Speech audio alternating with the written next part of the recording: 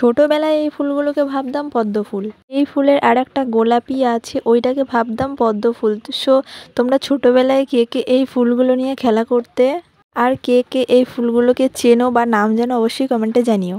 বাবা আজকে মাঠ থেকে এই শাপলাগুলো তুলে নিয়ে এসেছে এগুলো খাওয়ার জন্য। বাবা বলে এগুলো হচ্ছে সার ছাড়া একটা সবজি, এগুলো খুবই ভালো। তো দেখো আমি শাপলাগুলোকে কাটতে বসে গেছি, মানে এগুলো কাটতে হয় না, ছাড়িয়ে টুকরো টুকরো করে ভেঙে নিলেই হয়ে যায়। শাপলার অনেক রকম রেসিপি আছে, তো তোমাদের সাথে অন্য একদিন রেসিপিটা শেয়ার করব। অনেক দিন পর তোমাদের সাথে মিনি ব্লগ শেয়ার করছি। সো গাইস দেখো আমি শাপলা ছাড়াতে বসে একটা মালা বানাচ্ছিলাম। তো ছোটোবেলায় তোমরা কে কে মালা বানিয়েছো? সামনেই রান্না পুজো, এই শাপলা ফুল অবশ্যই লাগে।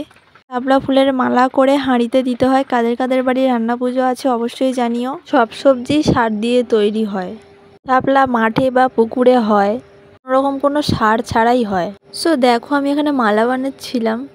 আর এই মালা বানানোটা জানো তো আমি আমার দিম্মার কাছ থেকে শিখেছি। তো তোমরা কে কে মালা বানাতে পারো অবশ্যই কমেন্টে জানিও। আর আমার মাথায় জানো তো অনেক চুল ছিল, আর এখন তো প্রায় বলতে গেলে নেই, অনেকটাই গোছ ছিল আমার চুলের। সো তোমাদের যদি কিছু জানা থাকে অবশ্যই আমাকে বলো। প্রত্যেক দিন চুল ছাড়লেই অনেক করে হেয়ার ফল হয়। সো দেখো আমি আমার মিনিকে ডাকলাম। তো ও কোলের মধ্যে শুতে বা উঠতে খুব ভালোবাসে জানো তো। আরও যদি ওর মাথা চুলকে দাও, গলায় চুলকে দাও, তো তোমার কোলের মধ্যেই চুপটি করে বসে থাকবে। তো ও খুব সুন্দর দেখতে, তোমরা দেখতেই পাচ্ছ। দেখো গাইস কত বড় মালা হয়েছে, আমার মালা বানানো রেডি। মালাটা আরও সুন্দর লাগতো যদি শাপলাটা একটু সরু হতো। তো দেখো এক ফেত্তা করে দিয়েছি বলে আমার গলায় অনেকটা বড় লাগছিলো, তো আমি আবার খুলে দু ফেত্তা করে নিলাম। মালাটা জানো তো প্রচণ্ড ঠান্ডা ছিল। তো যারা যারা আমার নেক্সট ভিডিও দেখতে চাও রান্না পুজোর, তো আমার চ্যানেলটিকে অবশ্যই ফলো করো বা সাবস্ক্রাইব করো। দেখো ওকেও আমি একটু মালার মধ্যে নিলাম, ওকে গলায় চুলকে দিলে ওর খুবই ভালো লাগে।